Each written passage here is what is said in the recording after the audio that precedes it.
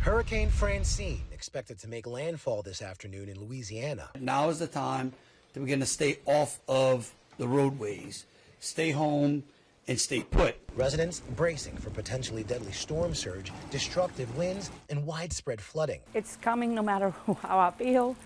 I'm just praying everybody stays safe and the properties stay as well as it can be. A mandatory evacuation in effect for Cameron Parish and a curfew in place for Morgan City. While many businesses are boarded up and closed, one gas station owner says he has enough gas to stay open through the storm. We're the only place out here for the sheriff's department, the fire department. We have gas. All the locals depend on us. 400 state troopers standing by across the state to respond to any storm-related issues. The Louisiana National Guard also headed to coastal areas. We are now no longer in the prepare for a hurricane. We are now in the respond for a hurricane.